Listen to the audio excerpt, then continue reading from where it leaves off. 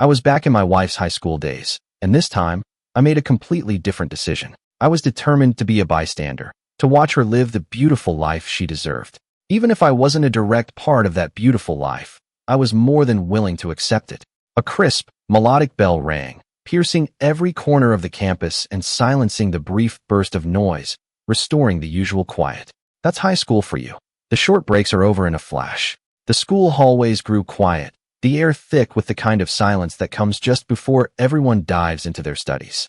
The hurried footsteps and hushed conversations of the students were smoothed over by an invisible force, merging into a quiet stream of people flowing into their classrooms. I sat in the back corner, my eyes glued to the girl walking through the doorway.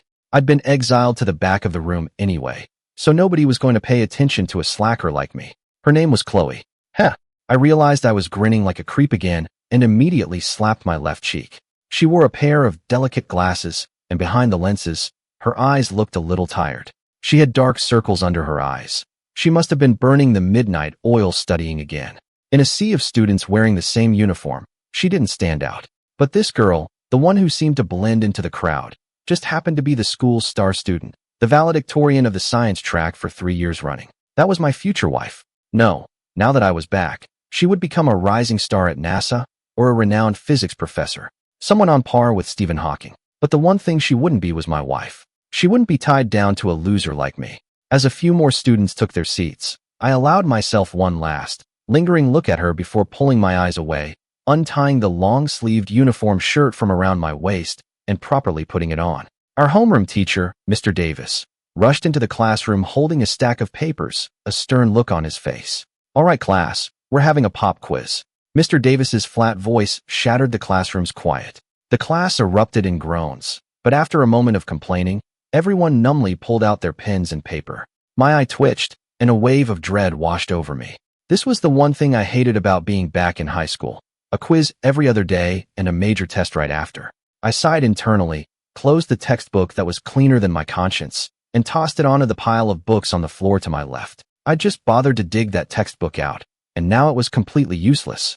Chloe, hearing her name called, Chloe walked up to the front as usual, took the stack of quizzes from Mr. Davis, counted them, and started passing them down the first row. Then she smoothed down her shirt and sat back down, perfectly composed. Her posture was perfect as she tore a sheet of scratch paper from the top of her notebook and placed it under her right hand. Most of the kids in the class looked miserable, but Chloe and I were the only two who looked completely calm. The difference was, I wasn't calm because I was confident. I was calm because I already knew what my score would be. How could anyone expect a guy who'd been out of school for years and was a slacker back then to fill out a test paper? A math test, no less. The soft rustle of paper filled the room as Chloe took the quiz from the student in front of her, who whispered, "Hey, genius, let me borrow some of your brain power," making her smile faintly. As she raised her elbow, the sleeve of her uniform slipped down, revealing a sliver of her pale forearm. I didn't realize I was staring at Chloe, completely zoned out, until the rustling of the quizzes reached my desk. I couldn't stop myself from slapping my right cheek. The stinging pain forced me to tear my eyes away from Chloe's back. I glanced up to see how far the quizzes had gotten, and just as they were about to reach my row, I timed it perfectly and stuck 2 fingers out by the shoulder of the kid in front of me. Looking at the old burn scar on my index finger, I instinctively patted my pocket and, sure enough, felt a lighter and a few cigarettes. Man, in my last life, I didn't learn a single thing in school, but I sure picked up a ton of bad habits. The papers rustled as they were passed back. But then, the kid in front of me turned around and said quickly, "They're all out." Then he immediately turned back and buried his head in the quiz. Oh, thank God. There were none left. This was perfect. Only an idiot would want to take this quiz. Before I could even enjoy the moment, I saw Mr. Davis shoot a look my way. When he saw my empty desk, his brow furrowed, making his already sour face look even grimmer. It made me want to go up there and smooth out the wrinkles on his forehead. But then I remembered how in the last life, Mr. Davis made a killing on the stock market and walked around like he owned the place, and the thought vanished. Let him frown. After all, in a few years, he wouldn't have a care in the world to frown about. I quirked my lips into a bright, charming smile, but he just frowned harder, like he'd seen a ghost. My smile fell, and his expression instantly went back to normal, like he was breathing a sigh of relief. What was that all about? In my past life, the worst I did was not study. I never did anything truly out of line. The worst thing I did was steal his prized valedictorian. At that thought, all the air went out of me. I lowered my head, my eyes dropping to the floor. Chloe, in this life, you won't get tangled up with a loser like me. Just as I was wallowing in my own self-pity, an unwelcome sight appeared before my eyes. A bright white quiz paper that made my head ache just looking at it. Following the paper up past a hand with a callus on the middle finger, my gaze met Chloe's, her eyes completely devoid of emotion. You can have this one. I'll go get another. Her high ponytail swept across the nape of her neck as she lowered her head, her eyelashes fluttering like a butterfly's wings. My heart skipped a beat. The hand propping up my head fell to my side, as I finally remembered exactly what moment I had returned to. It was this simple act of kindness, something Chloe would have done for any classmate, that had forged our connection in the last life. In the last life, I took the quiz and just scribbled all over it, the only thing on my mind being Chloe's name. And in the end, she was the one held back by a worthless punk like me. Just as she was about to turn away, I shot to my feet, made a completely different decision than last time, and pushed the quiz back into her hand. My fingers brushed against her palm. Damn, it was soft, just like I remembered. I scoffed, shoved a hand in my pocket, and avoided Chloe's stunned gaze, instead looking up to challenge Mr. Davis. I don't know any of this anyway. I'm not doing it. I said it with a casual swagger, and the noise made a few of the kids buried in their quizzes look up and sneak glances at me. Being so out of place among these straight-laced, good students actually made me weirdly appealing to them. That's why in my last life, even though my grades were garbage, I somehow managed to catch the eye of a few naive high school girls. What can I say? Innocent girls have always had a thing for bad boys like me. Chloe just stood there, stunned into silence. With those black-framed glasses on, she looked utterly bewildered.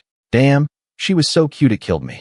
I swallowed hard, worried this would backfire, then tossed my head and strode towards the door as Mr. Davis started to fume. My grades are bad. That doesn't mean I'm a bad person. I might not be studying, but I wasn't going to disrupt the rest of the class.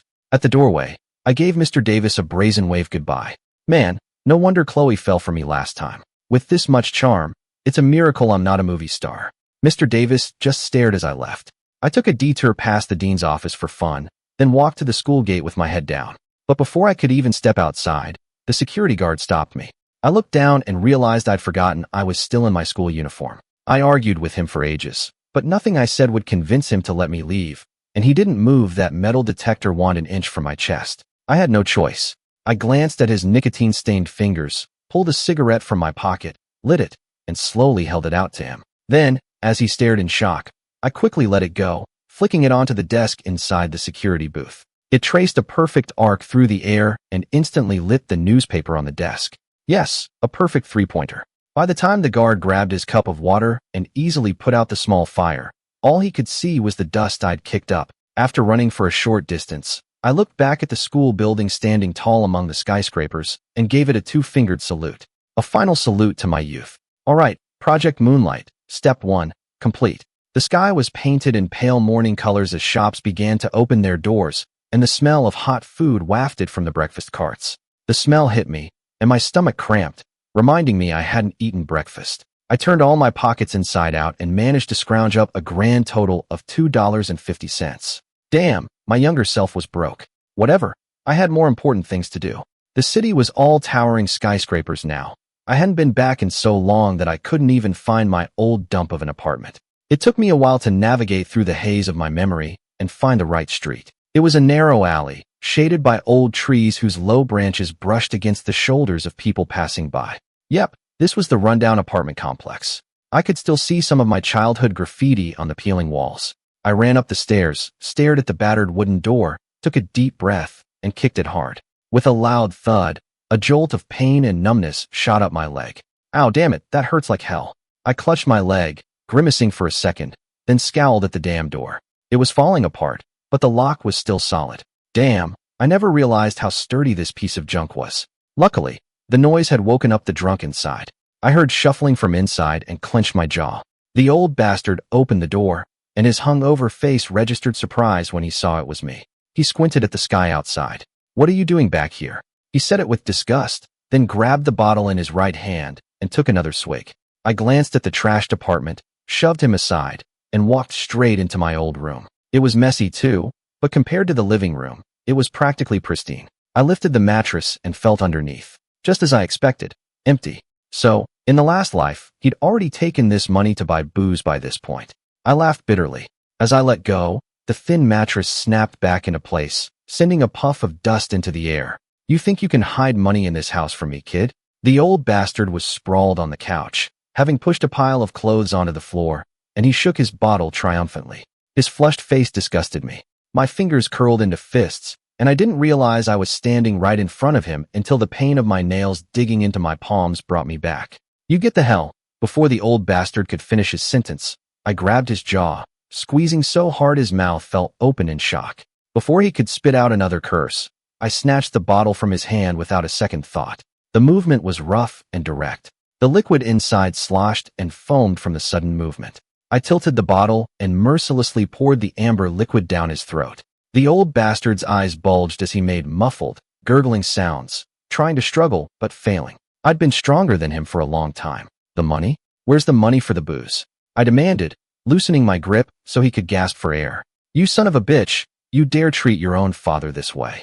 The old bastard flew into a rage and scrambled up, raising his hand to slap me.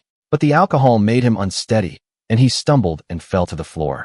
The sticky liquor on my hand and the pungent smell of cheap booze made my stomach turn. I couldn't be bothered wasting my breath on a useless drunk. I strode over, grabbed him by the hair, and forced the rest of the bottle down his throat. Liquor spilled from the corner of his mouth, dripping down his chin and staining his shirt. Only then did the old bastard seem to realize how much stronger I was, and his survival instinct finally kicked in, overriding the drunken rage. His fingernails left a few scratches on my arm. Looking into his bloodshot eyes, I saw my own reflection, a chilling mix of calm and crazy. I leaned down, forcing him to look at me, my voice colder than I'd ever heard it. I'll ask you one more time, where's the money? The old bastard looked at me like he didn't recognize me. When I tightened my grip, he finally snapped out of it and his hand instinctively went inside his shirt. So that's where it was. I let go of his hair, ripped his shirt open, and finally found a few 20s. Just a few crumpled bills. I glanced at the empty bottles scattered on the floor, and a familiar feeling of helplessness washed over me. It was the cry of my 18-year-old self, because the man I became had long grown numb to it all. Even when Chloe and I got married later, I refused to let the old bastard come, even though he had the nerve to ask. Other people didn't get it, but I knew what he was really after. The old jerk just wanted to pocket the gift money. I got up, looked down at the old bastard coughing and clutching his head, and stormed out without looking back. I let him curse at my back as I left. After jogging for a while, the familiar streets started to calm my racing heart, especially when I saw the faint outline of the moon, still visible in the daytime sky. I was staring up at the sky for a long time, and the moment I snapped out of it, a shadow tackled me to the ground. What the hell, security guard? Shouldn't you be back at the school gate? The guard didn't say a word, just kept me in a firm hold. A bad feeling crept over me. I glanced to the side, and, sure enough, there was Mr. Davis, his face grim. And there was someone else with him, a guy who looked vaguely familiar. It wasn't until they dragged me back to the office at school that I remembered who he was. The dean of students. Man, it had been a long time. Ethan, you're just ack. The dean was so furious he just pointed at me, speechless. Hearing that name again after so many years felt strange. My old man always just called me you little bastard. The day he had to register my birth, he was still so drunk the clerk at the office couldn't stand it and just picked a name for me. That's why in the last life, after Chloe and I got serious, I shamelessly asked her to pick a new name for me. She was so well-read and brilliant. The name she came up with after a few days was, of course, perfect. As for Ethan, I'd left that name behind a long time ago. I sat there in front of them, silently enduring the three-way interrogation. As the dean's mouth opened and closed, I started to get drowsy, my eyelids getting heavy. I let out a silent yawn and glanced over at Mr. Davis, whose nostrils were flared in anger, and gave him a little smirk that just made his eyes bulge even wider, like they were about to pop right out of his head. I don't know how much time passed, but seeing that I was completely unfazed, the dean gave up his lecture and took a frustrated sip of water. It felt like the right time. I stood up, smoothed out the piece of paper they'd tossed in front of me, and placed it back on the desk. Dean, I'm dropping out. The moment the words left my mouth, the dean's eyes shot open, and he glared at me, practically steaming. The Teacher of the Year mug in his hand rattled against the saucer. Ethan, his voice shot up an octave. I nodded. Yeah, dropping out requires a parent's signature. You can't just scribble, I quit on a piece of scratch paper and call it a day. I nodded like I understood, and while the dean and Mr. Davis watched in confusion, I picked up a pen and forged my old man's signature with a flourish. Then I pushed the paper towards them. They were both silent for a moment, and then I could hear their breathing get heavier. I don't have a mom, and my father's a drunk who couldn't care less about me. As soon as I said that, their expressions changed. The hard line of the dean's mouth softened. What are you going to do with your life if you don't finish school? I'm going to be an entrepreneur. I've already got a plan. They tried to talk me out of it for a while longer, their tone much gentler than before. But it all went in one ear and out the other. When we reached a stalemate, I was the one to give in, sort of. I snatched the official withdrawal form from the dean's hand. As they looked at me with pity, I suddenly had an idea and licked my lips with a mischievous grin. I dropped to my knees in front of them. Dean, Mr. Davis, please, I'm begging you, just lend me a little money. Please. You could tell they were educated types. They'd clearly never dealt with someone as shameless as me. After some expert groveling, I finally walked out of the school gates with a small wad of cash, grinning from ear to ear. I waved at the guy from the recycling center, signaling for him to wait for me outside. Then, under the suspicious eye of the security guard, I strolled back into the classroom. The pop quiz was long over, and everyone was complaining about the questions. The room went quiet for a second when I walked in. Ethan, where'd you go? Someone asked kindly. I just shrugged, not answering him right away. I went to my desk, took off my uniform jacket, and started bundling up the books from my desk inside it. The ones that wouldn't fit, I sorted through and left the clean, unmarked ones on top of the desk. Ethan, what are you doing? The kid in front of me asked, a worried kindness in his voice. Chloe put down her pen and turned to look over, a questioning look on her face. Under her hand was a fresh practice test. She was always like that, naturally gifted but still the hardest worker. I didn't dare look at her. Instead, I faced the rest of the class and their concerned stares and announced, I'm dropping out. The books on the desk are clean. Anyone who wants them can have them. The classroom erupted in murmurs. Of course, to these good, rule-following students, the idea of dropping out was completely alien. Ignoring the buzz of conversation, I tied the sleeves of my jacket into a knot and slung the makeshift bag of books over my shoulder. Out of the corner of my eye, I could feel Chloe's disapproving stare. I hadn't taken more than a few steps before an idea hit me. I rushed up to the front of the class and said with a grin, You're all good students. Make sure you study hard. Think of me as your cautionary tale. Especially you, Chloe. Keep being that brilliant student with a bright future. In the last life, I'd shamelessly chased her. Even though she liked me, she never made the first move. It wasn't until I followed her to her college town, worked odd jobs, and chased her for another year that we finally made it official. Looking back, I think a big part of why she even stooped to like me was because I was an unpredictable element in the stressful, monotonous routine of senior year. She mistook that youthful curiosity for some kind of budding romance. The valedictorian and the dead last slacker, it was the kind of pairing that got all the naive kids in school talking. When I finished, I turned and saw Mr. Davis looking at me with a heartbroken expression. Man, what can you do? People like him, with such a strong sense of duty, they feel sorry even for the class loser dropping out. I thought for a second, and as I reached the door, I leaned in and whispered to Mr. Davis, From now on, feel free to use me as a cautionary tale. I won't sue you for defamation or anything. Just as Mr. Davis's brow shot up and he reached for a ruler to smack me with, I was already out the door. Carrying my bag of books, I'd barely reached the main gate before the same nimble security guard blocked my path with his metal detector wand. I flashed the withdrawal slip in his face, walked brazenly out the gate, and sold the books to the guy from the recycling center. You're not going to school anymore, son? The security guard asked with concern as I was counting the $28 I'd made. I waved a hand over my shoulder without looking back. Nope, not cut out for it. Then, with another two-fingered salute, I said a real goodbye to that school. This time, I was cutting off my doomed connection with Chloe at the root. Given the path her life was on, there was a very high chance we would never cross paths again, which was for the best. With the small fortune tucked into my waistband, I wandered around the city until I finally found the place where my business empire would begin. I pulled out a few 20s and called out loudly, Hey boss, officially kicking off step 2 of Project Moonlight. That night, I timed it right and went back to the apartment. Sure enough, the old bastard was out getting drunk somewhere. After taking care of some business inside, I walked out without a second thought and let out a long, heavy sigh. I walked the streets, scouting the perfect location to build my business empire. I wandered around like that until evening fell. I grabbed a cheap bun for dinner and called it a night. What can I say, my younger self was dirt poor. After checking out another spot, I stopped short at a corner and quickly ducked behind a wall. I didn't come out until I saw Chloe hurrying home, clutching her backpack. I stared at her open backpack and the way her uniform was pulled askew, and a thoughtful expression crossed my face. Chloe was always so careful with her books. I frowned, scooped up a handful of dirt, tucked a broken piece of wood into the back of my pants, and headed down the alley she'd just come out of. I'd barely stepped inside when I saw 3 guys with bleached blonde hair. I could tell just by looking at them that they were even bigger slackers than I was. I saw the pink wallet they'd tossed on the ground and realized instantly that Chloe had just been mugged. Damn it, 3 scumbags. The blondies noticed me, dropped their cigarettes, and whistled when they saw my school uniform. They clearly thought I was another easy target.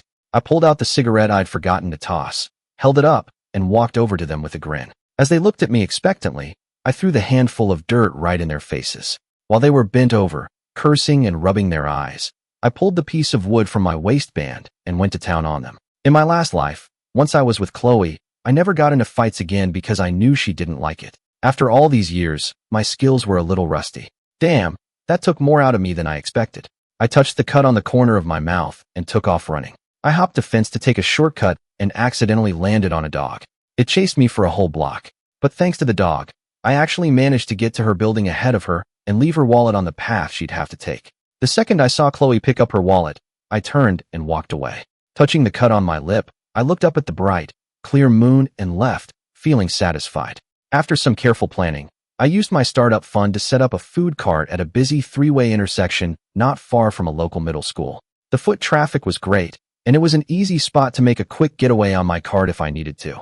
I just never expected to run into Mr. Davis there. I handed him a hot dog, extra spicy, as a thank you to one of my original investors. When he hesitated, I just shoved it into his hand and turned to serve my other customers. The customers came in waves. One minute my cart was busy, the next it was completely empty. I glanced over at Mr. Davis, who looked like he was about to say something, and casually popped a hot dog into my mouth. So when you said you were going to be an entrepreneur, this is what you meant? Mr. Davis asked carefully, as if he was afraid of hurting my fragile pride. His lips were bright red from the spicy sauce I'd put on it. I was perfectly fine with it, but Mr. Davis looked at me with this complicated expression, like I was running some kind of illegal operation. Don't let the small cart fool you. I make decent money.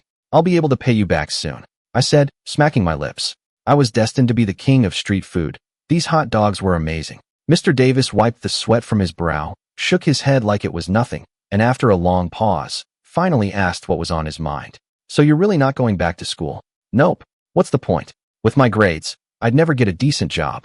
Better to start my own thing now. I was cleaning the grill, wondering why the cart was so empty. This was usually the busiest time of day. Why was no one coming over? Puzzled, I wiped the grease off my hands and added, besides, and this is the most important part, I can't afford tuition. The money I'd earned washing dishes on the sly, I'd stupidly left it at home, and the old bastard had swiped it. In the last life, I still had that student mindset. Even though I couldn't learn anything, I was desperate to stay in school and stressed about how to do it. This time around, I'd wised up. It was all clear to me now. I rubbed my face and glanced down at my clothes, growing more suspicious as I noticed the students nearby kept sneaking glances in my direction. Why aren't they coming over?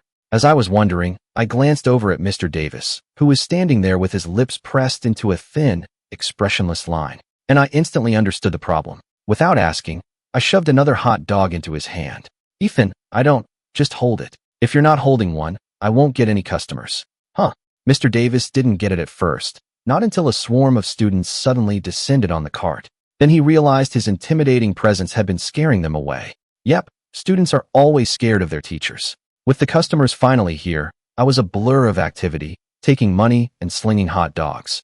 Out of the corner of my eye, I saw Mr. Davis still standing there and asked casually, how did everyone do on that last quiz?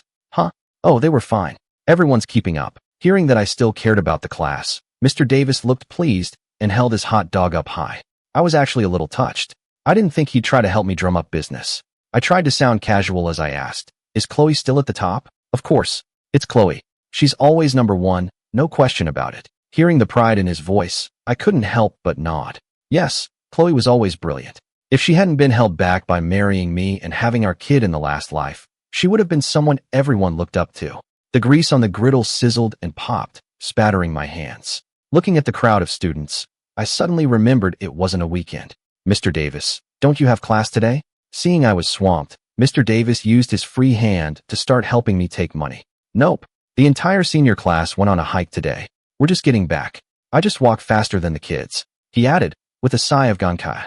Man, you kids are getting so out of shape. I'm an old man, and I still walk faster than any of them. Hearing that gave me a sudden, bad feeling. I looked up and saw Mr. Davis waving enthusiastically at someone in the distance, the grease from his hot dog dripping down the stick onto his hand. I followed his gaze and saw the long line of students. My eyes found Chloe in the crowd instantly. She was chatting quietly with her friends, a shy smile on her face, looking more relaxed than I'd ever seen her. I didn't snap out of it until an impatient customer called my name. I quickly looked down and got back to work, my hands moving expertly. I kept my head down, wishing I could just disappear into the grill. Hey, everyone, over here, over here.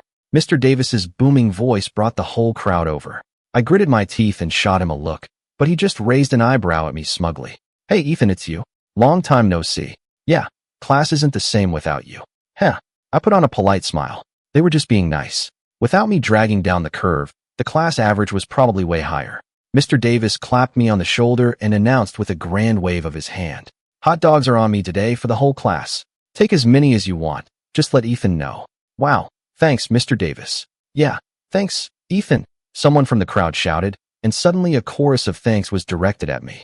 Anyone listening would have thought I was donating a fortune. I snuck a glance at Chloe. She was looking around, curious. I quickly looked away and flashed a big grin at all the fresh-faced kids. No, we're all classmates. I can't let you pay. They're on the house. Eat as many as you want. Wow, you're awesome. Yeah, man, that's so cool of you.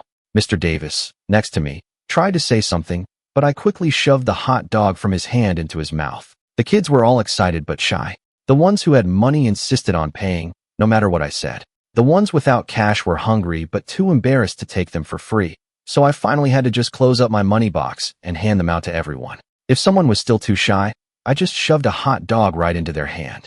Simple and effective. To be honest, even though I was a terrible student, I've always liked kids. They're simple, you know? No hidden agendas. For a while, even with Mr. Davis helping out, I was completely swamped. I saw a perfectly grilled, golden brown hot dog on the very end, carefully picked it up, brushed it with ketchup, and sprinkled just a tiny bit of chili powder on the tip. Chloe, this one's for you. Saying her name out loud made my chest feel hot. Chloe looked pleasantly surprised, a smile in her eyes as she took the hot dog from me. She couldn't handle much spice, but she always craved just a little bit of it. In the last life, whenever we went out to eat, I'd always order one spicy dish for me and one mild one for her. Wow, Chloe, yours is grilled perfectly. Is it? Chloe took a bite, and the little bit of chili powder made her eyes crinkle as she instinctively stuck out her tongue. I pretended to be surprised. Oh wow, Chloe, you got the lucky one. Thank you. Her whole face seemed to light up like a blossoming flower, her eyes sparkling behind her glasses. In the last life, I loved to tease her. When she was exhausted from studying, I'd gently take off her glasses and kiss her eyelids. I loved seeing that dazed look in her eyes before I pulled her into a hug. Chloe looked happy, but when her eyes met mine, she quickly looked away, as if she'd touched something hot. A faint blush crept up the back of her neck. I glanced down and remembered I was just wearing a white tank top with my long-sleeved shirt tied around my waist. My chest muscles were kind of showing, and some grease stains made the fabric stick to my skin. Hey, it's a competitive business. If I didn't dress this way, I wouldn't be doing better than the other vendors. Study hard, Chloe. When I said that, she looked up and gave me a small, polite smile that was still a little distant. After that, I kept my head down, focusing on my work. I didn't dare look up again until Mr. Davis checked the time and led the class away. I let my eyes linger on her retreating figure. Her ponytail was tied high, swinging with a confidence that radiated from her every step. There was no trace of the woman who had suffered from postpartum depression. In the last life, with my lack of a diploma, I couldn't find a decent job, so I started my food cart business in Chloe's college town. The story of the valedictorian and the class loser getting together sounds romantic in theory, but nobody thought it would last, and even I was constantly insecure, because Chloe was just so brilliant. She'd come help me at my cart after her classes, and if we ran into anyone from her university, she'd proudly take my arm. She'd introduce me as her boyfriend with total confidence. Even though they never said it, I could feel what they were thinking. She was way too good for me. Chloe never cared, but I didn't want her to struggle. I worked multiple jobs a day, saving every penny. Chloe was very perceptive. She noticed something was off with me and asked her family for a loan. I don't know what she told her family to get them to agree, but seeing the redness in her eyes, I gritted my teeth and swore I wouldn't let her suffer because of me. With the money I'd saved from working part-time, plus the loan from Chloe's family, I bought out a defunct factory. I planned to start my own vertically integrated hot dog business. During those years, Chloe always felt bad that I was working so hard, but I never saw it that way. To me, it felt like we were building a future. It was the future I saw for me and Chloe. I never expected that all that hard work would actually pay off, and I'd make something of myself. Later, her tuition for grad school and all the upfront costs for her research projects came out of our joint account. Life was good. We got married while she was in grad school. I put the house deeds in her and her parents' names. I only had my deadbeat dad, and there was no way I was letting him get his hands on any of it. But right when Chloe was about to start her PhD program, she found out she was pregnant. It was the result of our love, and after talking it over with me, Chloe decided to have the baby. While she was at home on bed rest, her PhD was put on hold, and then the factory ran into trouble because of some online scandal about hot dog ingredients. Sales plummeted. I was working like a madman during that period. Chloe often felt guilty that she couldn't help, and I'd catch her crying in secret. Then, after Chloe gave birth to our daughter, she developed postpartum depression. That's when I truly understood how terrifying mental illness could be. I kicked myself 1,000 times for not noticing it sooner, for failing her as her husband. Even then, Chloe was still so thoughtful, always putting on a smile so I wouldn't worry. But I could tell it was a forced smile. The stress from the factory, having to stop her research, the overwhelming feeling of being a new mom, it all piled up and forced her into the role of a stay-at-home mom. Chloe, such a brilliant person, trapped in a house. She was like a vibrant rose, slowly wilting. I thought about it a lot later. The moon is meant to hang high in the sky, shining brightly. Someone as brilliant as Chloe shouldn't be tied down by a family, shouldn't be shackled by the title of wife. She should be Chloe. Just Chloe. Not my wife, not the mother of my child. You can yearn for the moon all you want, but you can never bring it down from the sky. Chloe should never have been dragged down by someone like me in the first place. The students slowly disappeared into the distance, and I stood there, watching their youthful figures fade. Hey boss, one hot dog. A customer handed me 3 $1 bills. I took them with a smile and asked what toppings he wanted. I stayed busy like that until nightfall.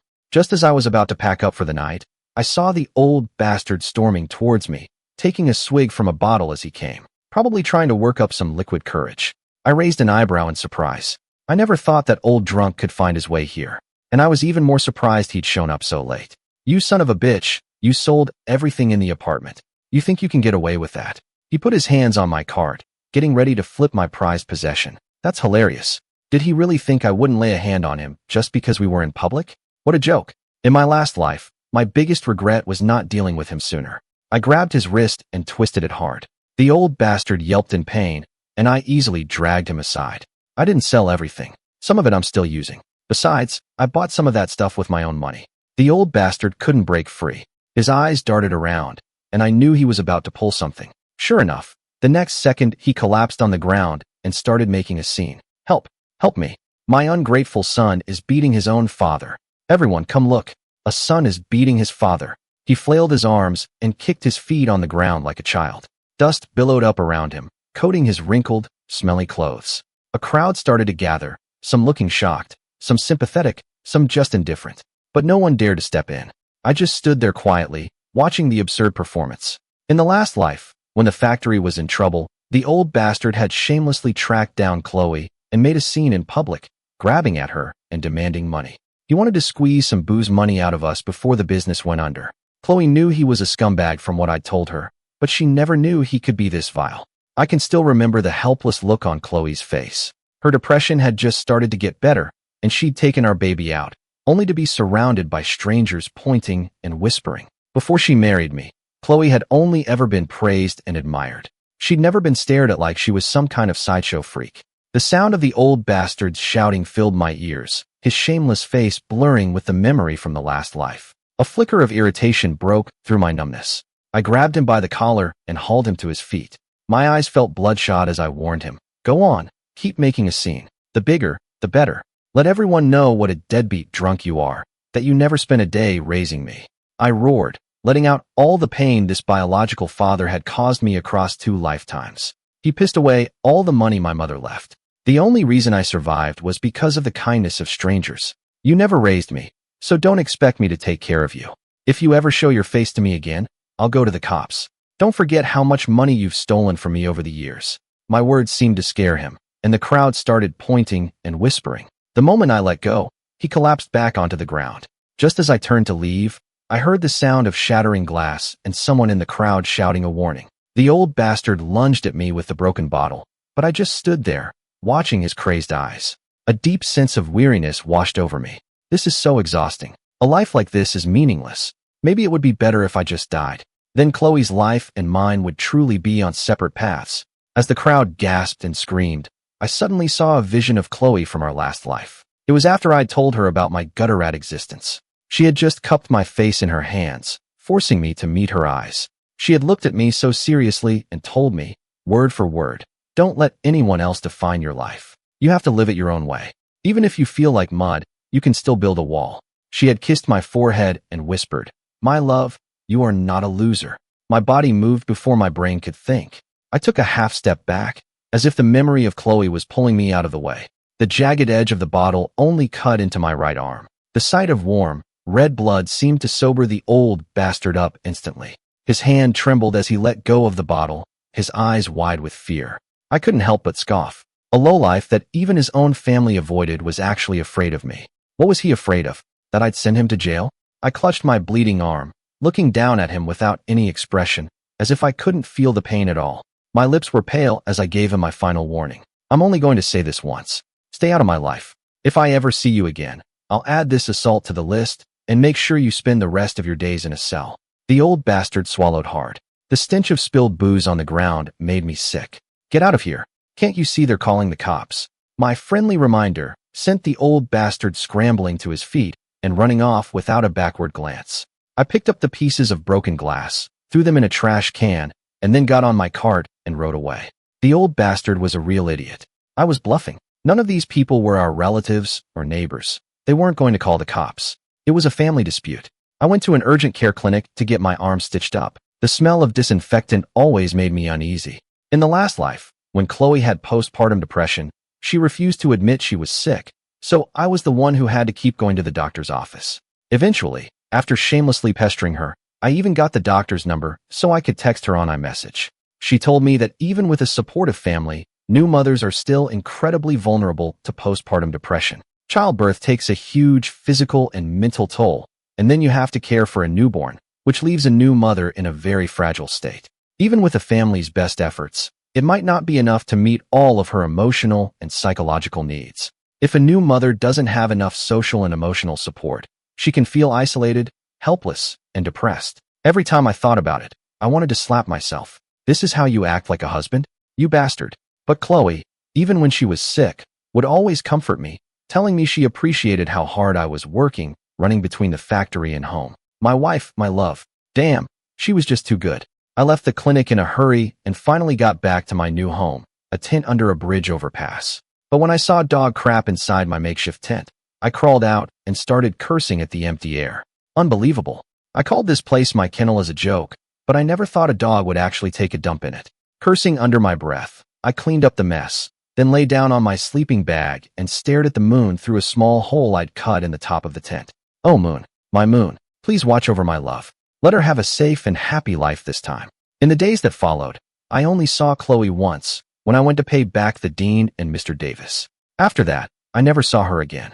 Later, after the SATs were over, Chloe came by my cart once to buy a hot dog. It scared me so much that I moved my cart to a new spot the very next day. I didn't see her again before she left for college out of state. It was for the best. Chloe's brilliant life was just beginning. The days ticked by. It had been 2 years, 3 months, and 5 days since I'd last seen Chloe. Man, honestly, I didn't want to keep count, but for some reason, my brain just has a knack for it, and the number pops into my head automatically. I thought maybe I'd unlocked some hidden talent, but then I borrowed a middle school textbook to check. Nope, still made my head spin. I definitely wasn't cut out for school. "Hey boss, one hot dog." That familiar voice again. I expertly loaded it with extra spice, took his money with one hand, and passed him the hot dog with the other. Watching Mr. Davis panting from the heat, I laughed at him as I twisted open a bottle of water. "Mr. Davis, how do you do it? No matter where I move my cart, You always manage to find me. For the past few years, I'd moved my car to a new spot every holiday season to avoid any chance of running into Chloe, but without fail, Mr. Davis would always track me down. Mr. Davis shot me a smug look and patted his burgeoning beer belly contentedly. It's a gift. I chuckled, looking at his thinning hair. You're getting older, you know. You should probably lay off the greasy, salty food. Don't want your blood pressure to skyrocket. But he just waved it off, so all I could do was shrug. After serving another customer, I pulled a small, red velvet box from my jacket. Mr. Davis's eyes widened in surprise. For me? Yeah. Teacher Appreciation Day was a little while ago, right? I figured a slacker like me showing up would just embarrass you. So I'm making up for it with a gift. Oh, you kid. You don't have to say things like that. Mr. Davis tossed the hot dog stick, wiped his hands on his pants, and took the box from me. A fountain pen. I love it. Mr. Davis was beaming, so happy that even the few hairs left on his head seemed to be dancing. I couldn't figure out why such a small gift made him so ecstatic. What? Did your other students show up empty-handed? Of course not. But it's the thought that counts. I casually wiped down the grill, trying to subtly steer the conversation toward Chloe. The moment I mentioned Chloe, his star student, Mr. Davis lit up again. Chloe, I hear she's doing great in college. Of course she is. That girl is brilliant, top of her class and everything. Heh, of course she is. Mr. Davis held the pen, examining it from every angle, finally squinting at the brand name engraved on it. He mumbled the syllables a few times, but couldn't quite pronounce it. I didn't get why a math teacher was wrestling with a French word. Then I saw Mr. Davis suddenly turn away from me, acting all secretive. He wasn't getting emotional, was he? I was about to say something to comfort him, but he suddenly spun back around like he'd been zapped, holding the box like it was on fire. This pen is how much? Are you crazy? Take it back, right now. Mr. Davis was holding his phone, the screen still open to the online store page. He frantically tried to put the pen back in its box, but his hands were shaking too much to get it aligned. Just keep it. You know I'm not just running this little cart anymore. With the experience from my last life, I expanded beyond just the hot dog cart. I was way ahead of the market trends. I saved up enough money early on to buy that factory. I was back on the same path to success as last time. The only reason I still run the cart is because I genuinely love it. Besides, Mr. Davis has been my most loyal customer for years. His wallet must have taken a serious hit. After a lot of convincing, Mr. Davis finally relented and tucked the pen into his pocket. Thank you, Ethan. I sighed and corrected him again. I've told you 100 times, call me Ansel. Don't use that old name anymore. Mr. Davis rubbed the pen in his pocket, pursed his lips, and teased me. Ooh, Ansel, Ansel. Hearing his sing-song, sarcastic tone, I couldn't help but roll my eyes. Mr. Davis sat on the planter behind my cart, and we continued to chat idly. What made you pick such a fancy name? I never took you for the literary type. Heh, it's a good name, right? Chloe picked it for me in the last life. Ansel. Damn, it sounds so sophisticated. Mr. Davis nodded, then paused for a second and shook his head. It just sounds a bit, I don't know, a little odd. I couldn't help but turn and give him a surprised look. The look I gave him seemed to unnerve him. How did he know? In the last life, I begged Chloe to give me a better name. She thought about it for a few days and gave me a few options. Ansel was actually one she came up with as a joke. Because I always took care of everything and never let her worry, she used to pat my head and quote some old poem about how the moon doesn't understand human sorrow. But I did. I knew all my moon's troubles. Heh, I fell in love with the name instantly. Maybe it's one of those things only well-read people get. I glanced at the sky and decided to pack it in for the day. I sauced up the last few hot dogs, bagged them, and handed them to Mr. Davis. These are for your wife. Before Mr. Davis could even reach for his wallet, I was on my cart and speeding away. I stopped my cart by the bridge and pulled out a new bag of dog food. I'd moved out from under the overpass a long time ago, but I'd left some old blankets and sheets there and turned the spot into a shelter for stray dogs. I was about to give a whistle to call the dogs over, but before I got close, I saw someone standing there, the person I thought about day and night. Oh my God, what was Chloe doing there? I quickly ducked behind a tree. Just like in the last life, she'd taken off her glasses and straightened her hair. She was so beautiful, she was practically glowing. Chloe, don't worry. Your dad's going to be okay. That's when I noticed another girl next to her, squatting down with her and petting one of the dogs. Oh hey, I knew her. It was her best friend. I remembered she was a writer. I hadn't even seen her there. Chloe's head was bowed, and a shadow of sadness clouded her eyes. The slight furrow in her brow was enough to break my heart. I racked my brain, trying to remember what had happened to my dear father-in-law around this time in the last life. In the last life, Chloe had suddenly taken a leave of absence from school, leaving in a hurry without any time to explain. The factory was just getting started back then, and she made me promise to stay and look after it, forbidding me from going with her. I had no choice. I just transferred all the money I had in my account to her. Later, when I pressed her for details, she told me her father had broken his leg in a fall. Chloe's parents were regular working-class people. They both worked at a plant, and her dad had to do a lot of climbing, which is how the accident happened. I frowned, my fingers digging into the bark of the tree. Chloe shook her head, petted the dog one last time, sighed, and then left with her friend. Her shoulders were slumped. I waited a few minutes until I was sure they were long gone before I came out of hiding. Seeing a familiar face, the pack of dogs immediately swarmed me. I absent-mindedly poured food into their bowls and stroked the head of the little dog Chloe had been petting. I could almost still feel the warmth from her hand. In the last life, even with his broken leg and the high medical bills, my dear father-in-law refused to use the money I'd sent Chloe. He was afraid that if they used my money, it would make his daughter feel like she owed me something. Man, my love was the best, and her parents were just as great. In the end, I had to call him secretly, behind Chloe's back, and tell him I was just paying back the money. The money Chloe had borrowed from them years ago. I even forged an IOU, with interest. After I gave him all sorts of assurances, he finally, stiffly, agreed. But not before warning me never to mistreat his daughter, or he'd break my legs. My in-laws were proud, honest people. They'd rather sell their house than ask anyone for help. Thinking about it now gave me a headache. My dear father-in-law, I really did love that man. Then an idea hit me. I made a quick call to the factory, gave some instructions, then hopped on my cart and rode to the supermarket. I picked out a few expensive but discreet gifts and went straight to Mr. Davis's house. Then, in a practiced move, I dropped to my knees, gifts in both hands, and hugged the legs of Mr. Davis and his wife. I even remembered to politely greet his son and daughter-in-law. I don't have many virtues, but being shameless is one of them. Otherwise, I never would have won Chloe over in the last life. After I explained my request, the tense look on Mr. Davis's face vanished. He just rolled his eyes at me, completely exasperated. Ethan, you could have just asked. You scared the hell out of me. The way you were acting, I thought you were asking me to help you commit a crime or something. Heh, alright, this was going to work. My dear father-in-law, your son-in-law, no, your son-in-law from a past life, is here to save the day. I left the gifts in a box of fresh products from my factory at Mr. Davis's house. As I was leaving, I looked at his little grandson and said kindly, "Hey kid, make sure you study hard, or you'll end up like me." Before I could finish the sentence, Mr. Davis kicked me out the door. The security door slammed shut behind me without a hint of mercy.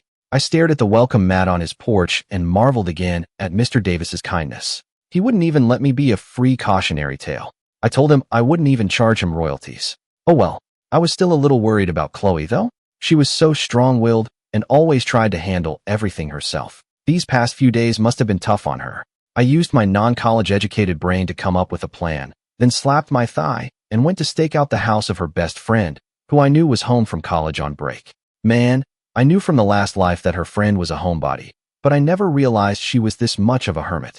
After waiting all day, I finally saw her come downstairs. I immediately zipped up my jacket, burying half my face in the collar, and pretended to be looking at my phone. Wow, the amusement park is giving away free balloons and free Ferris wheel rides. This has to be a once-in-a-lifetime event.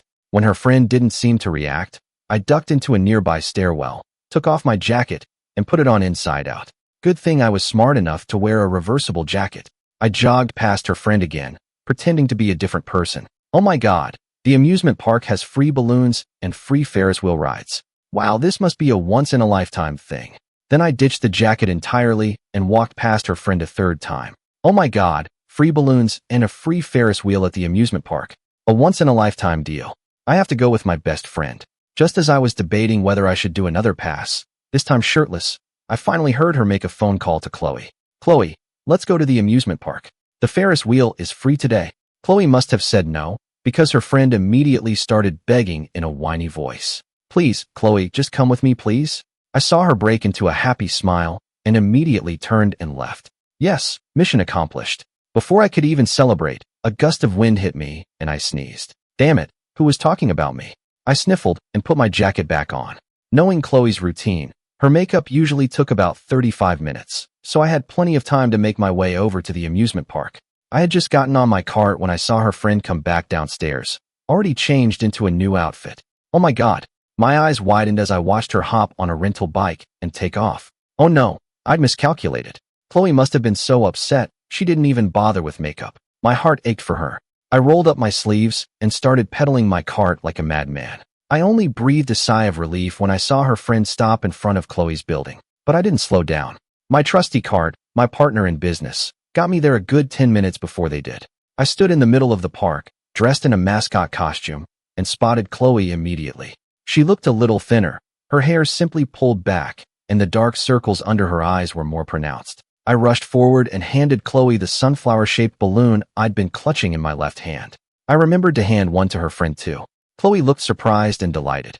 Her eyes lit up, and a small smile played on her lips, finally erasing the sad expression she'd been wearing. "Thank you," she said politely as she took the balloon and walked past me. Her friend excitedly shook her arm. "See, Chloe? I told you there were free balloons. Come on, the Ferris wheel is free too." I pretended to hand out more balloons, following them from a short distance, and overheard her friend trying to cheer her up. "Chloe, don't be so down. Your dad's medical bills are covered now, right? It's like a miracle. Who knew those sausages your old teacher Mr. Davis brought over would have a grand prize winner? I know, but it just feels so unreal. What's there to be scared of? You got the money, and the money is real." Chloe smiled faintly and tied the sunflower balloon to her wrist. "I guess you're right. It really does feel like someone is watching over me." By the time they finished their conversation, I had given out all my balloons, and a wave of relief washed over me. Mr. Davis really came through. Heh, I'm a genius for coming up with such a brilliant, roundabout plan. My moment of self-congratulation was short-lived. Chloe and her friend were already at the Ferris wheel. While they were waiting in line, I stood behind them and gave the operator a frantic, meaningful look. When it was their turn, the operator, who I'd already paid off, walked over with a huge grin. "Wow, ladies, you are incredibly lucky. You're our 100th customers of the afternoon, which means your ride on the Ferris wheel is free," the operator said, handing 2 flowers to Chloe. The sun broke through the clouds, casting dappled golden light everywhere. She lowered her head and gently smelled the beautiful flower, her movements delicate, as if afraid to spoil the unexpected gift. Chloe closed her eyes, a look of pure, peaceful contentment on her face. In the last life, I used to buy her a flower every single day from my cart and tuck it behind her ear. The lady at the flower stand got to know me so well that she gave me a discount on our wedding flowers. Heh, I picked them out myself. I knew Chloe would love them. Heh. Chloe got on the Ferris wheel with her friend, a smile in her eyes as she looked down and scanned the park below. When I felt her gaze pass over me, I quickly raised my hands above my head and made a big heart shape. I thought I saw her tap her friend's arm, pointing me out. The Ferris wheel began to turn, and I just stood there, head tilted back, watching it go around and around. In the last life, it was on a Ferris wheel that Chloe and I finally admitted our feelings for each other. "Oh, Ferris wheel, please take away my love's sadness." The Ferris wheel slowed to a stop. Chloe and her friend got off, arm in arm, the loose strands of her hair blowing gently in the breeze, mingling with the scent of flowers in the air. As they passed me, I heard her friend say, "Chloe, you're so lucky today." "Yeah, I think so too." Chloe went on a bunch of other rides, and I stood at a distance the whole time, just watching them have fun and take pictures. The sun began to set, the harsh yellow light softening into a gentle glow tinged with orange and violet at the edges. It made the hem of Chloe's dress seem to change colors as she moved. Luckily, Chloe was smiling the entire time, which meant I couldn't wipe the grin off my own face. When they were tired and getting ready to leave, I pulled out a Polaroid camera and held up a cardboard sign that read, "Free photos." "Oh, it's you. You're still here." Chloe smiled at me, pointed up at the Ferris wheel, and made a heart shape with her hands, just like I had. "That's right. I'm always here." I nodded and raised the Polaroid to take their picture. Chloe held the flower up to her cheek.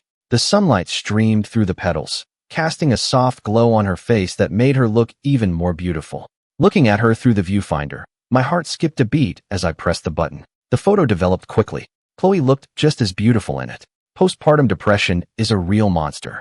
In the last life, when Chloe was sick, she would get fixated on some small thing and just scream until she was hoarse.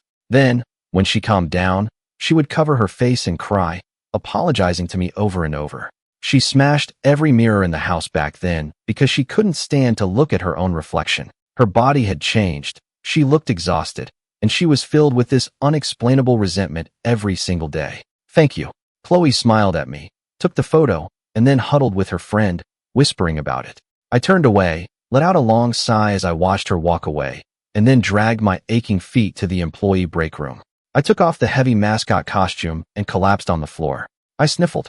I felt a cold coming on. My head felt fuzzy, and I thought I heard Chloe calling my name. I groggily opened my eyes. When I saw Chloe peeking her head through the doorway, I jumped to my feet. I was fumbling to put the mascot head back on when Chloe walked over, a look of happy surprise on her face. "Ethan, long time no see." When she saw the costume in my hands, her eyes lit up even more. "So it was you in the costume. I knew there was something familiar about you." I immediately shook my head, about to deny it, but then the park manager poked his head in through a window. "Put the costume back where you found it when you're done." I'm just working here part-time." I looked into her smiling eyes, my mind completely blank. All I could do was give her a slight nod.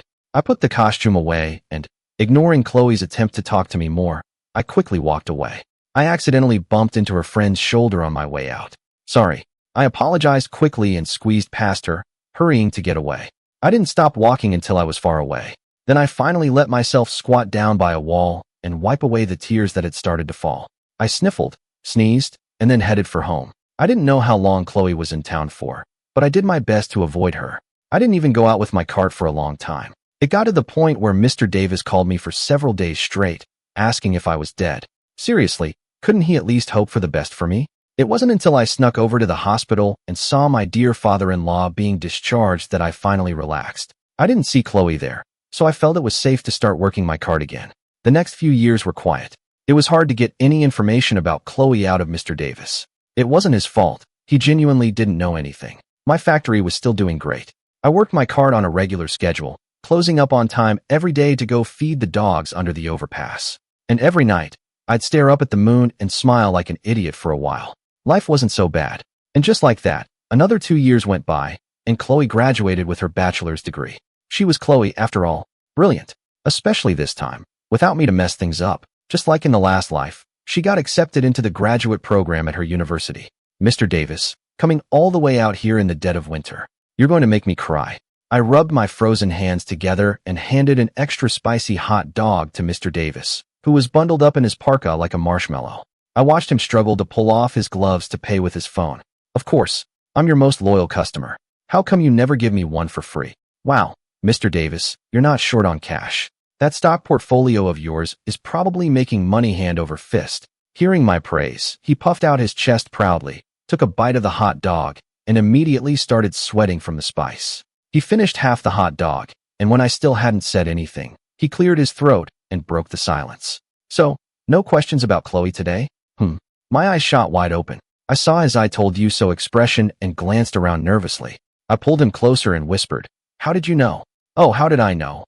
Mr. Davis scoffed and rolled his eyes. "For years, every single conversation we've had, you found a way to bring up Chloe.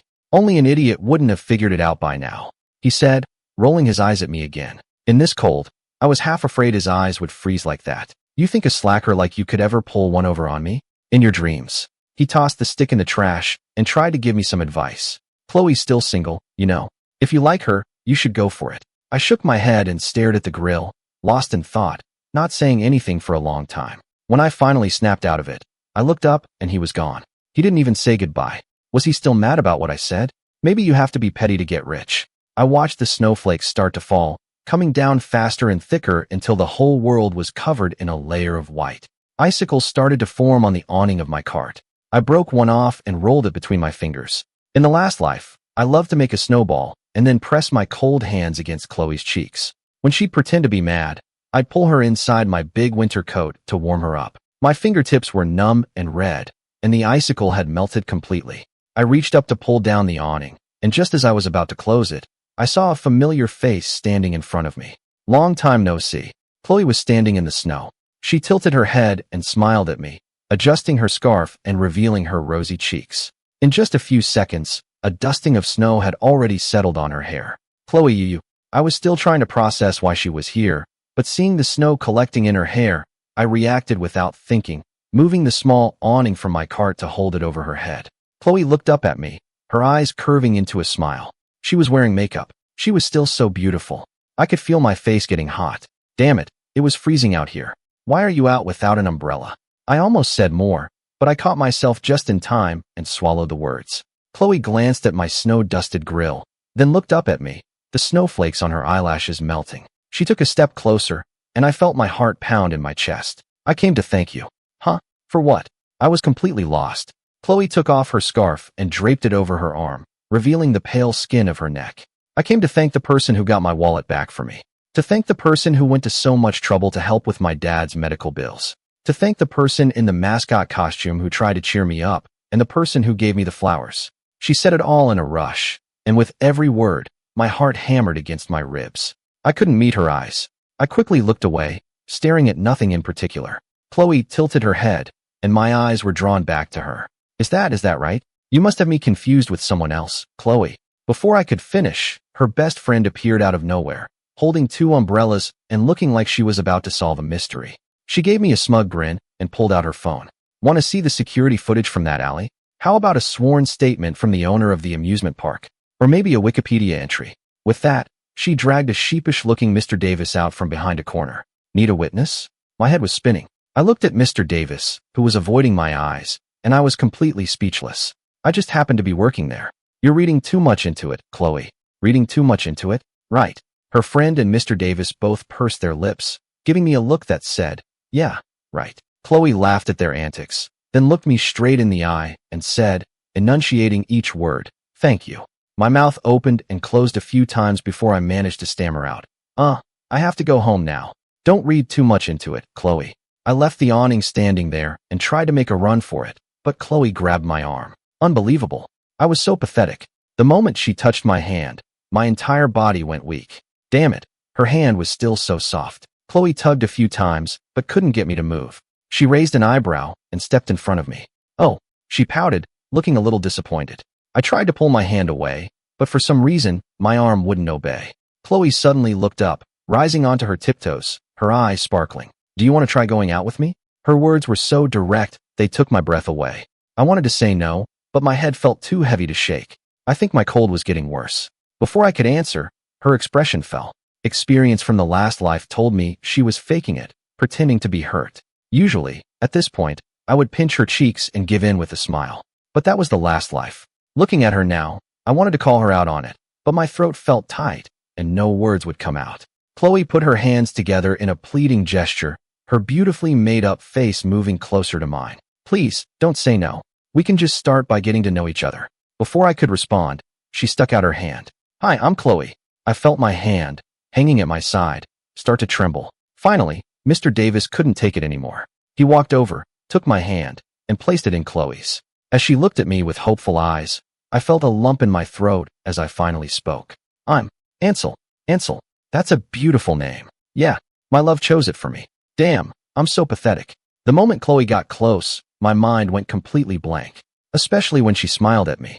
Damn it, it was a honey trap. And damn it, it worked. I avoided her for a long time after that. Finally, Mr. Davis couldn't take it anymore and smacked me on the back of the head. What are you so worried about, kid? Man, what was I worried about? That a slacker like me wasn't good enough for her. That I'd hold her back from her academic dreams. That Chloe would get postpartum depression again. After I finished my rambling list of worries, Mr. Davis smacked me on the head again. It made me see stars. You'd have those worries with anyone. Are you going to hurt her if you're with her? No. I looked up and saw Chloe walking slowly towards me, and it felt like something clicked into place in my brain. I pushed Mr. Davis aside and ran to Chloe, desperate for an answer. Chloe, do you want to get married? Chloe's face instantly flushed, and she looked so beautiful it hurt. She stammered, I guess so. I immediately got agitated. But what if he doesn't treat you right? What if he hurts you? What if you get pregnant and you're unhappy? Chloe's eyes shifted, and she snuck a glance at Mr. Davis, who was giving her a look. Then she nodded with a worried expression. You're right, what would I do? Yeah, what would she do? I wrung my hands in agitation. The thought of anyone hurting Chloe made me see red. Chloe's eyes twinkled mischievously. She took my hand and said in a tempting voice, Would you ever treat me like that? Never. I answered without a moment's hesitation, and suddenly, everything became clear. Looking at my own reflection in her eyes, I pleaded with all my heart. Chloe, if you ever decide to get married, and you want someone who will treat you right, would you please consider me? Then I immediately raised my hand to swear an oath. The house will be in your name. I won't get in the way of your PhD. We'll only think about kids when you're settled and ready. I swear I'll always be by your side, and I'll never let you suffer from postpartum depression." Before I could finish, Chloe, her face bright red, put her hand over my mouth. "What are you talking about? You're already thinking about marriage and kids." She pouted shyly and leaned in to whisper in my ear, "If you want to get married, you'll have to start by being my boyfriend." I stared at the smile playing on her lips, my heart racing, and I finally heard Mr. Davis let out a long sigh of relief behind me. "Hey, why are you crying?" I didn't even realize I was crying until Chloe's hand touched my cheek. I reached out and pulled the woman I'd dreamed of day and night into a fierce hug. After that, things went pretty much like they did in the last life, only a lot smoother this time. After my practically on-my-knees promises and the offer of several properties, my dear father-in-law was satisfied, but he still couldn't help but give me the evil eye. I couldn't blame him. If anyone tried to steal my daughter, I'd be way worse. Chloe still chose to marry me while she was in grad school. She could see how worried I was. One night, when I was tossing and turning, unable to sleep, she cupped my face in her hands and said softly, "I love you, my love." Damn it, who could resist that? We had to get married. We had to. On our wedding day, the guest list was pretty much the same as last time. Because of my drunk of a father, none of my relatives wanted anything to do with us. I didn't even have their phone numbers. So the guests were mostly our old classmates and my father-in-law's family. Our old classmates were all shocked. No one could believe that Chloe had ended up with a slacker like me. But even so, everyone was very happy for us. When Chloe and I were going around toasting the guests, I saw Mr. Davis secretly wiping his eyes.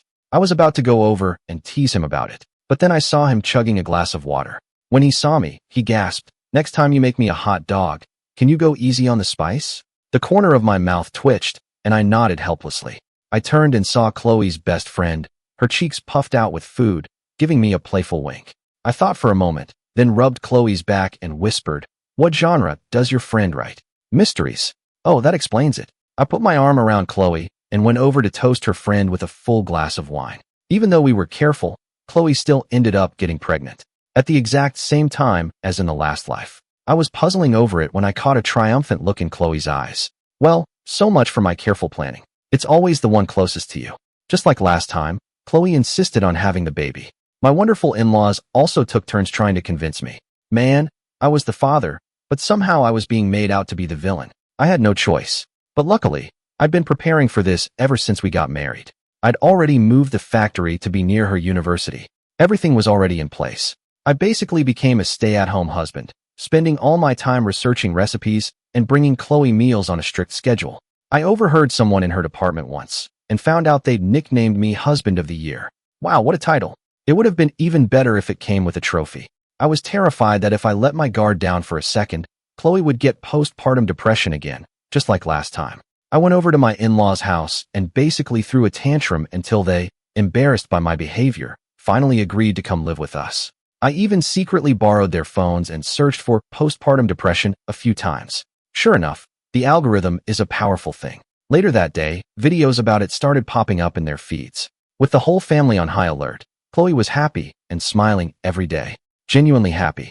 I got the number of that same therapist from the last life and secretly sent her updates on Chloe every day via iMessage. Luckily, the doctor said everything sounded good. And after Chloe gave birth, none of the same problems from last time appeared. It was wonderful. My love was okay. When Chloe woke up in the recovery room, the first thing she did when she saw me was burst out laughing. It scared me so much I had to keep reminding her to be careful of her stitches. I'm the one who just had a baby, so why are your eyes all red and swollen from crying? Chloe gently stroked my swollen eyes. The moment she spoke, I felt the tears welling up again. In this life, that same scandal about hot dog ingredients blew up again, but luckily, I had the experience from last time. I made our entire supply chain and production process completely transparent.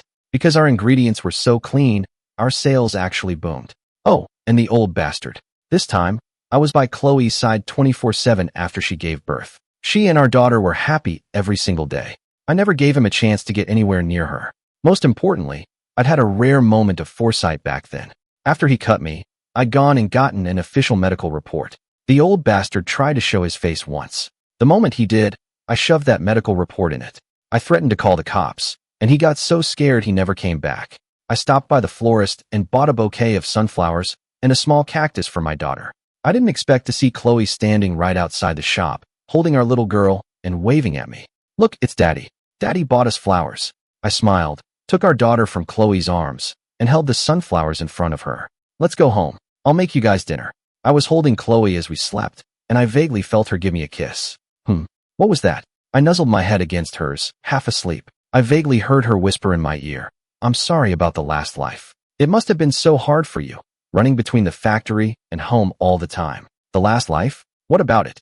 I yawned, still half asleep, and snuggled closer to her, feeling something wet on my cheek. It wasn't hard. You were just sick. Chloe's eyes stung with tears.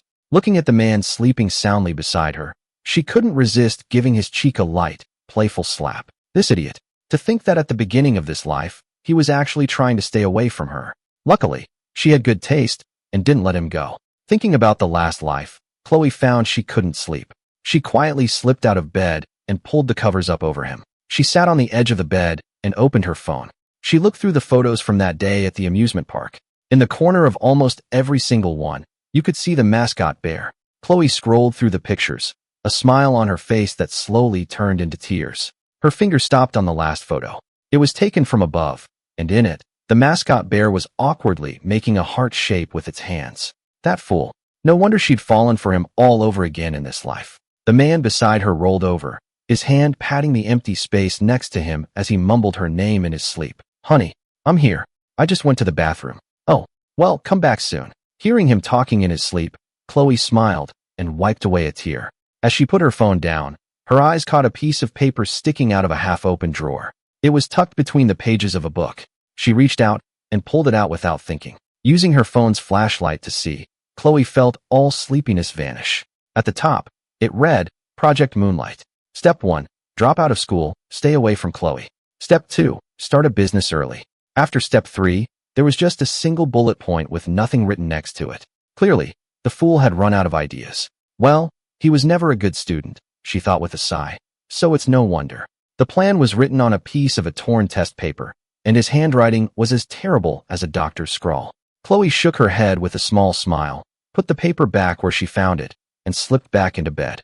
I groggily opened my eyes a sliver, still sleepy, and snuggled closer to her. I reached out my arm and pulled my love into my embrace. From now on, my moon would always be right here in my arms.